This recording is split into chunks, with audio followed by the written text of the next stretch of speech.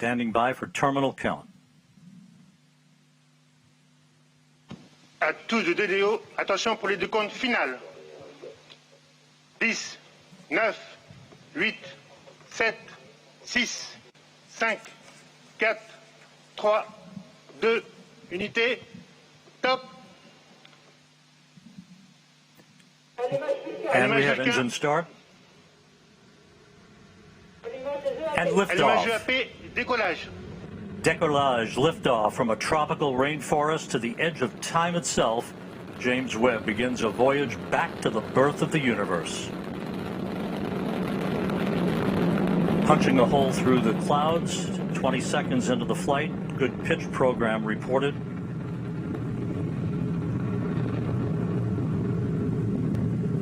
Trajectoire est nominale. Vehicle performance is nominal.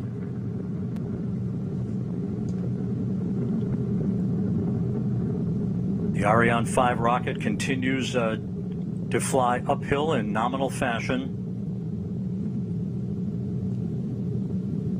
The rumble of the powerful Ariane 5 now being felt here in the control center. 3D animation. We can hear the noise and feel the vibrations here. You're right, Rob. Yeah, impressive. 13 kilometers in altitude, 7 kilometers downrange, traveling about 0.6 kilometers per second. Tous les paramètres à bord sont normaux. The trajectory reported to be nominal by Jean-Luc Voyer, the range operations manager. You can see at the bottom of your screen, the yellow line is the trajectory plot, perfectly overlaid over the green line, which was the pre-launch trajectory. 1 minute, 41 seconds into the flight, about 40 seconds away from shutdown of the solid rocket boosters.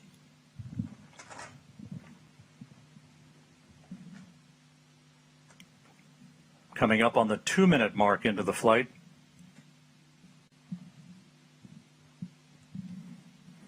When it detects the threshold on acceleration, not the deceleration, but less acceleration. Tous les paramètres à bord sont normaux. Everything is okay. Everything is normal. 2 minutes, 15 seconds into the flight. When the computer detects this threshold, it will separate. Séparation des EAP. Done. We have confirmation of solid rocket booster separation from Jean-Luc Voyer. This coming at an altitude of 44 miles. The Ariane 5 and James Webb traveling almost 5,000 miles an hour.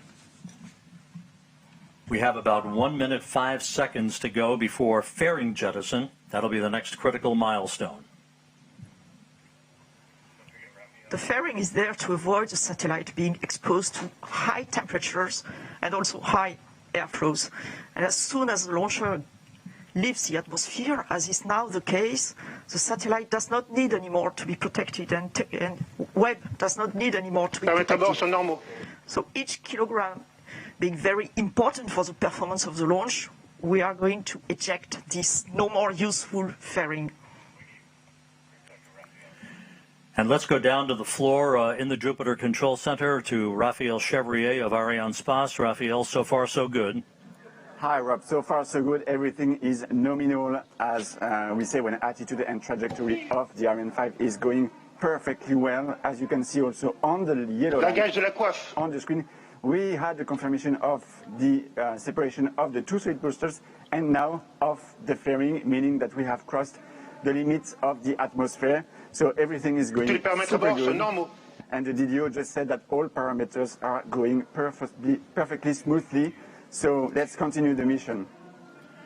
And Raphael, this is a view from the upper stage camera called the Vicky Cam, looking back at the James Webb Space Telescope. This is on about a 20-second delay or so because of the way the imagery is processed here in the control room.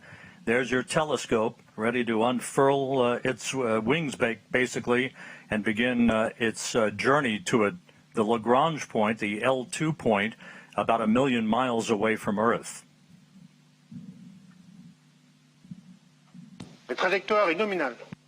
Trajectory is nominal. The report from Jean-Luc Voyer.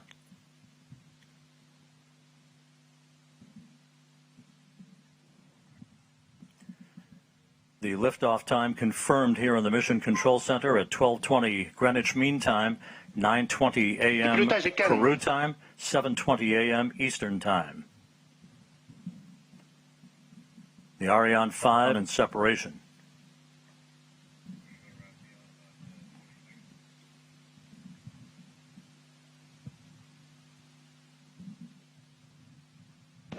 Extinction de l'EPC. Opération EPC. And we have main stage shutdown and separation confirmed here in the Mission Control Center, and the ignition of that upper stage. And Raphael Chevrier down in the fishbowl. So far, so good. Yes, Rob, we have the confirmation of the separation of the main stage and the ignition of the upper stage. The trajectory is perfectly nominal. This is a very important moment for us because it's always a challenge to switch on a cryogenic engine in space condition, and we are now at 220 kilometers of altitude. Speed is a bit more than 7 kilometers per second. As we enter now the second stage of the second phase of the flight, the upper stage is going to power for about 16 minutes to place Webb on its transfer orbit, and right now everything is again nominal, as the DDO just said. And a short time from now, the so-called sawtooth maneuver will get underway. Again, like rocking a baby in a cradle, this will be a maneuver to keep Webb's optics protected from overheating, Luce. Exactly, Rob. Like a baby in a cradle. You can see here Webb attached on top of Ariane 5 upper stage with a very specific configuration. Of course, it will be different during its lifetime, but for the time being, its sun shield is folded and not yet fully protecting the observatory. A number of exhaustive studies have been performed by the mission teams in Europe, in the US, on the thermal conditioning inside the telescope and the way the rays of the sun would propagate and interact with sensitive equipment inside the telescope. Maintain this thermal conditioning is really key before separating this telescope. And in particular, we know that one face of the telescope cannot face the sun. That's why, and to produce these right thermal conditions inside Webb, a specific roll law has been designed, what we call the sawtooth approach. And if you are watching carefully to these images, you can see this animation. You can see that the upper stage is going 30 degrees on one side, then 30 degrees on the other side, going back and forth this way to maintain this perfect thermal conditioning for the telescope. It's worthwhile noting that after Webb separates from the upper stage of the Ariane 5 rocket, which continues to perform in excellent fashion coming up on the 12-minute mark into the flight, the telescope controllers will be taking the baton, if you will, from the mission controllers here in Kourou. The first steps will be the opening of fuel valves, a pair of fuel valves, to start flowing fuel to Webb's onboard thrusters. They then will power on the valve drive electronics. Those are powered on in preparation to control and fire those thrusters when required. Webb's solar array is scheduled to be deployed at approximately the 33-minute mark into the flight. Once it is locked in place, we'll get the call that electricity is flowing through the array. That call will come from the Mission Operations Manager, Carl Starr, who's at the Space Telescope Science Institute at Johns Hopkins in Baltimore. Seated right behind him in that control room is Alicia Starr, a pair of stars helping to guide James Webb on its discovery of the stars. Alicia Starr is the lead engineer for launch and ascent events.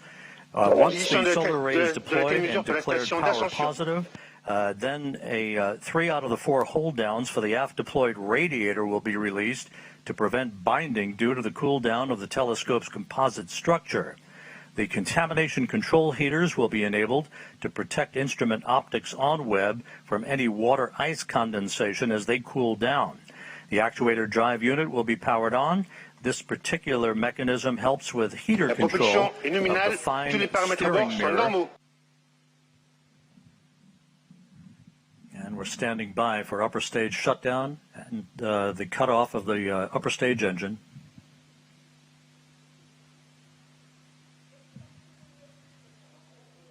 Extinction ESC.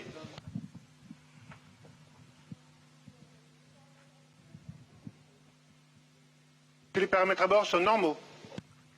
The extinction of the shut-off of the cut-off of the engine was confirmed exactly as expected, with the exactly expected altitude and speed and velocity.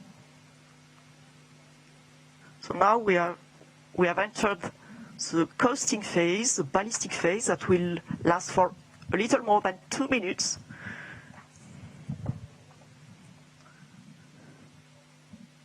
And the telescope controllers in Baltimore confirming that all of the function parameters for the James Webb Space Telescope have been loaded on board the telescope.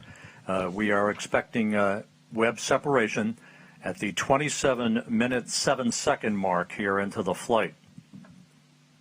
Just over a minute from now, springs will gently push Webb away from the upper stage of the Ariane 5. As it moves further and further away from the upper stage, there'll be what we refer to as a collision avoidance maneuver. Yes, Rob, exactly. The springs already will give some distancing, of course, between the two objects, between the telescope and the upper stage. And then the upper stage will leave the trajectory of the telescope and makes a special maneuver to pass the telescope and heads towards a liberation orbit and leaves the telescope on its orbit without any risk of collision and without any risk of pollution towards the telescope.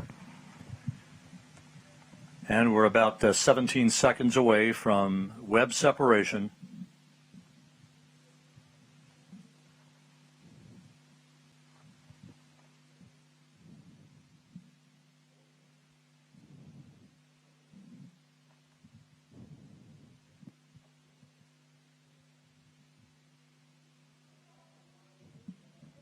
Séparation Webb Space Telescope. Go Webb!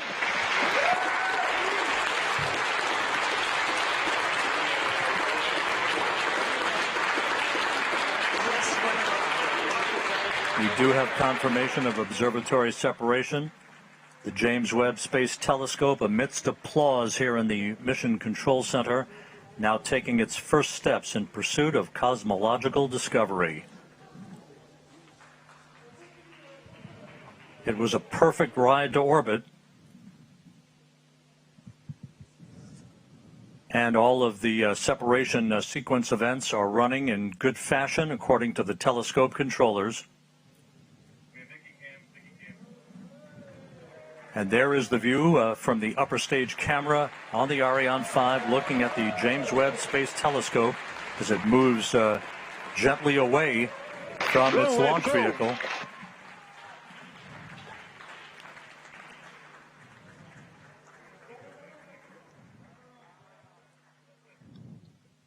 Fantastic pictures of this telescope. Go Webb, go Webb. Yes, go Webb. Ironically enough, as we marvel on this view from the upper stage camera, this will be humanity's last view of the James Webb Space Telescope as it moves to its workplace about 1 million miles away from Earth. Yes, you're right, Rob. Impressive, fantastic pictures. Yeah.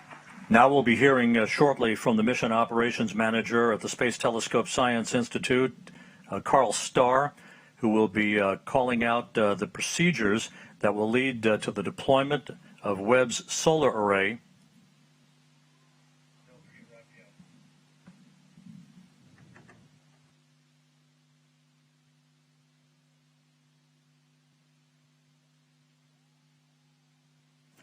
And down in the fishbowl where there is jubilation, let's go to Raphael Chevrier of Arianespace. And before we do that, Raphael, a bit earlier than planned, but there is the solar array having been deployed. James Webb now has its array out as we stand by for a confirmation that it is power positive.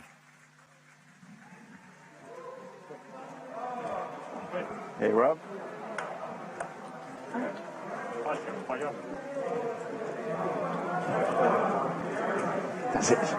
J'entends pas ce qu'il me dit. Rob.